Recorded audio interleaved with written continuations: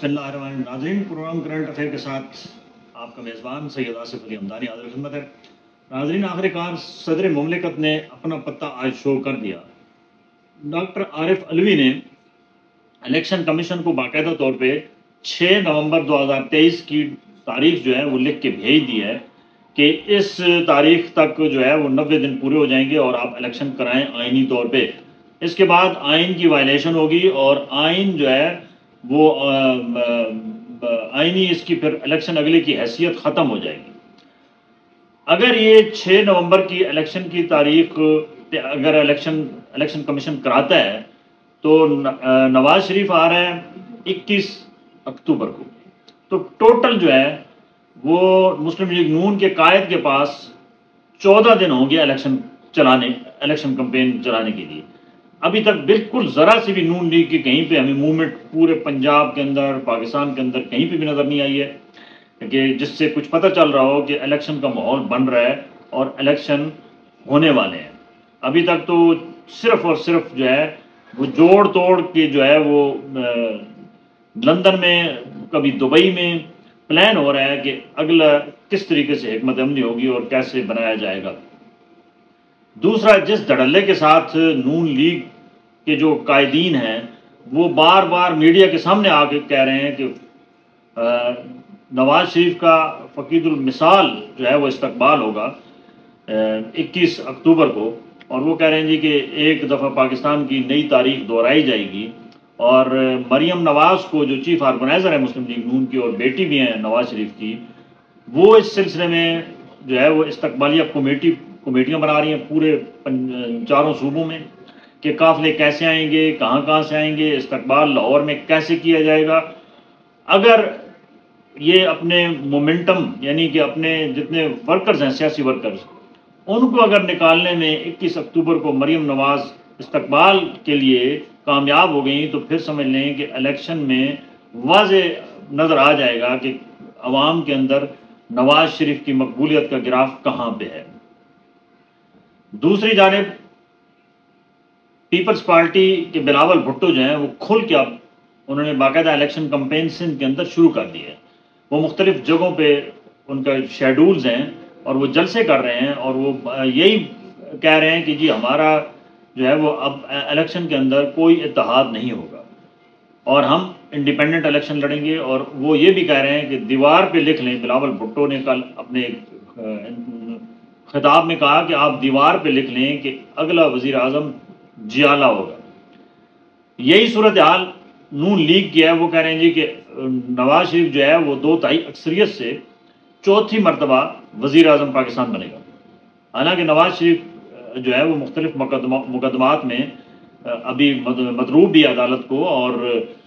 एक अंडरटेकन जो दिया गया था बीमारी की हालत में वो उसको आज 3.5 साल हो गए। 3.5 साल बाद जो है वो क्या जब नवाज शरीफ लैंड करेगा तो उसको पकड़ लिया जाएगा,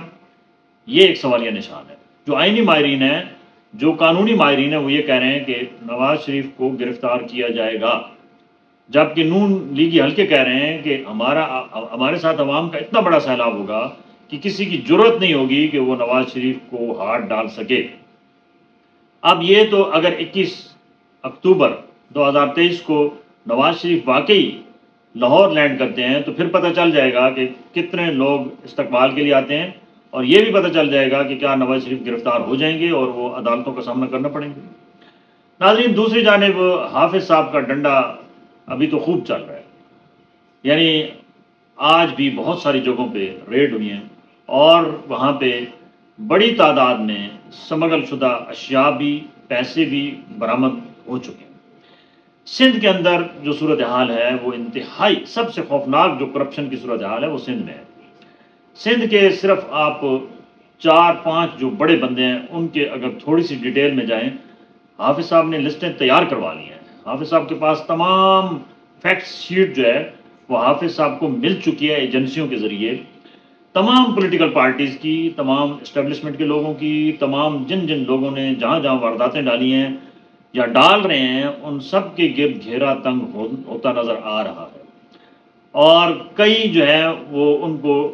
नो फ्लाई لسٹ جو ہے وہ لسٹ میں بھی ڈال دیا گیا ہے، یعنی کنٹرول لسٹ میں ڈال دیا گیا ہے کہ وہ باہر نہیں جا سکتے۔ شرجیل میمن کو دیکھیں، 650 ارب روپے کی کرپشن کا جو مار دھاڑا ہے وہ شرجیل میمن صاحب نے دبئی میں اپنا پیسہ سارا شفٹ کیا ہے۔ اسی طریقے سے ایک مکیش، ان کے صوبائی وزیر ایکسائز رہے ہیں، کوئی 900 ارب روپے، 650 ارب روپے ان کے ذمہ ہے، 900 ارب روپے جو ہے وہ ڈاکٹر عاصم کے ذمہ ہے۔ تو یہ ٹوٹل ملا کے کوئی تقریباً 3,000 ارب روپے یہ تو 4 منسٹروں کے کھاتے میں ہیں کہ انہوں نے اتنے بڑے بڑے کھانچے مارے ہیں گزشتہ 15 سالوں میں۔ کیا حافظ صاحب ان کو ڈنڈا دے کے، جیسے باقی چھوٹے سمگلروں، جو بروکر ہیں ان سے، جو ڈالر سمگلر ہیں ان سے، ان کو تو راتوں رات اٹھایا جا رہا ہے، لیکن ابھی تک کسی پولیٹیکل بندے کو نہیں اٹھایا گیا جس نے کرپشن کی ہو، حالانکہ چارج شیٹ سب کی تیار ہے، لیکن اس طرف ابھی حافظ صاحب کا ڈنڈا چلتا ہوا نظر نہیں آ رہا ہے۔ اگر حافظ صاحب نے بے رحمانہ طور پہ الیکشن سے پہلے ان تمام جتنے بھی بڑی پولیٹیکل پارٹیز ہیں یا چھوٹی پولیٹیکل پارٹیز ہیں یا مذہبی جماعتیں ہیں، جنہوں نے بھی جہاں پہ بھی لوٹ مار کیا ہے، اگر حافظ صاحب کا ڈنڈا ان کی طرف چلتا ہوا غیر جانبدارانہ طریقے سے نظر آیا تو پھر سمجھ لیں کہ اس ملک کی ڈائریکشن ٹھیک ہو سکتی ہے، ورنہ یک طرفہ جتنی بھی کارروائیاں ہو رہی ہیں ان کا کوئی فائدہ نہیں ہوگا۔ عوام اب بالکل اچھے طریقے سے پہچان چکے ہیں کہ کون سا بندہ اس سے کیسے کام لیا جا رہا ہے اور کون لے رہا ہے۔ سوشل میڈیا اور میڈیا کی جو اس وقت یلغار ہے وہ پل پل کی خبریں دے رہے ہیں کہ کہاں پہ کس کس کو پکڑا جا رہا ہے اور کس کس کو چھوڑا جا رہا ہے۔ آپ صاحب،